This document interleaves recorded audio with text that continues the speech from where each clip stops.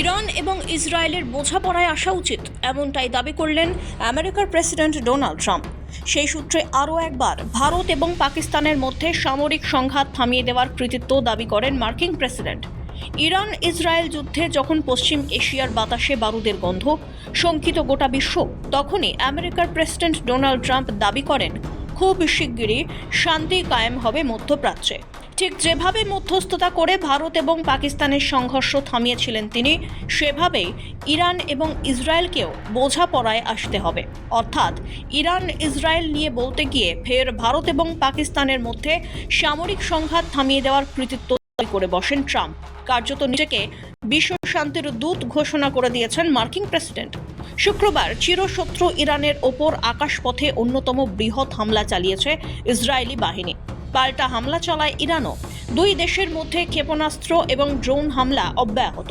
এই অবস্থায় রবিবার সমাজ মাধ্যমে ট্রাম্প লেখেন, ইরান এবং ইসরায়েলের বোঝাপড়ায় আসা উচিত, আর তারা সেটা করবেনও। দাবি করেন যুদ্ধ থামাতে ফোনে কথা চলছে, বৈঠকও হচ্ছে। তিনি নিজে নাকি অনেক কিছু করছেন। মার্কিন প্রেসিডেন্টের ভাষায়, যদিও তিনি কোনো কিছুর জন্যই কৃতিত্ব চান না, মানুষ সব বোঝে।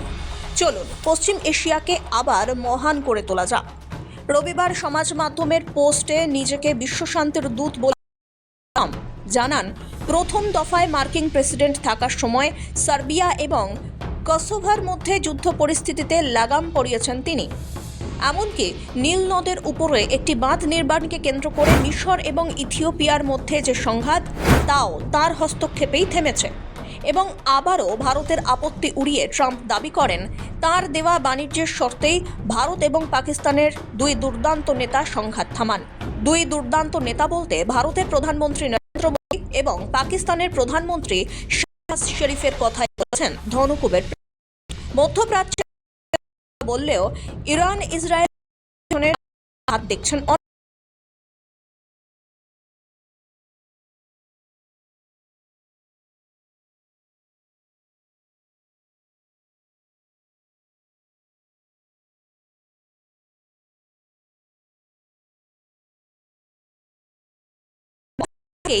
হামলার বিষয়ে ওয়াশিংটন সে কথা জানিয়েছেন মার্কিন প্রেসিডেন্টও। এমনকি করেন তিনি যুদ্ধে হুমকি দিয়েছেন আমেরিকার উপরে হামলা চালানোর চেষ্টা করে তছনছ করে। সব মিলিয়ে নরমে গরমে জটিল কূটনৈতিক দিচ্ছেন ডোনাল্ড ট্রাম্প। ব্যুরো রিপোর্ট, সময়, কলকাতা।